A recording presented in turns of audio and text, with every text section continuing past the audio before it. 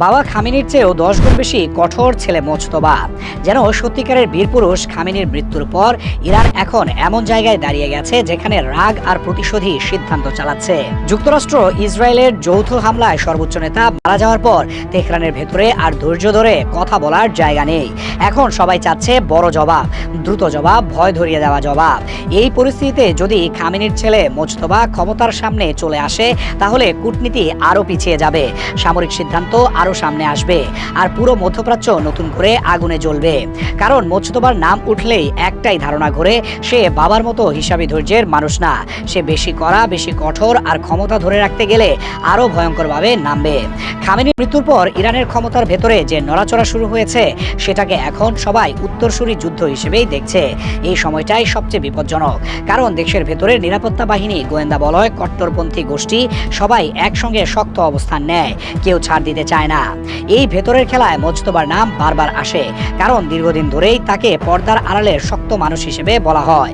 Islamic revolutionary guard, গোয়েন্দা সংস্থা আর ক্ষমতার ভেতরের লোকজনদের সঙ্গে তার প্রভাব আছে বলেই আলোচনা। বিরোধীদের কাছে সে আতঙ্কের নাম, আর কট্টরপন্থীদের কাছে সে শক্ত হাতে দেশ চালানোর লোক। 2009 সালের বিক্ষোভ দমন, কড়া দমন নীতি, এসব ঘটনার সঙ্গে তার নাম নানা সময়ে উঠে এসেছে বলেই তাকে ঘিরে ভয় আরও বড়। আলী খামেনি অনেক সময় ধাপে ধাপে চাপ বাড়ানোর নীতিতে চলতেন, অনেকটা হিসাব করে, সময় নিয়ে, কৌশল করে। কিন্তু এখন ইরানের পরিবেশ বদলে গেছে। শীর্ষ নেতৃত্বে আঘাতের পর প্রতিশোধের তাগিদ এতটাই তীব্র যে নরম কথা বলার জায়গা ছোট হয়ে গেছে। সাম্প্রতিক মিসাইল আর ড্রোন হামলাগুলো নিয়েও ধারণা করা হচ্ছে, সিদ্ধান্তগুলো আরও কঠোরভাবে নেওয়া হচ্ছে এবং এর ভেতরে মোজতবার ভূমিকা থাকতে পারে। যদি সে সামনে আসে তাহলে ইরান আরও আক্রমণাত্মক হবে, প্রক্সি নেটওয়ার্ককে আরও জোরে চালাবে, আর যুক্তরাষ্ট্র ইসরায়েলের সঙ্গে সংঘাত আরও বড় হবে, কারণ তখন শেষ কথা হবে শক্তি দেখানো, সমঝোতার চেষ্টা কমে যাবে।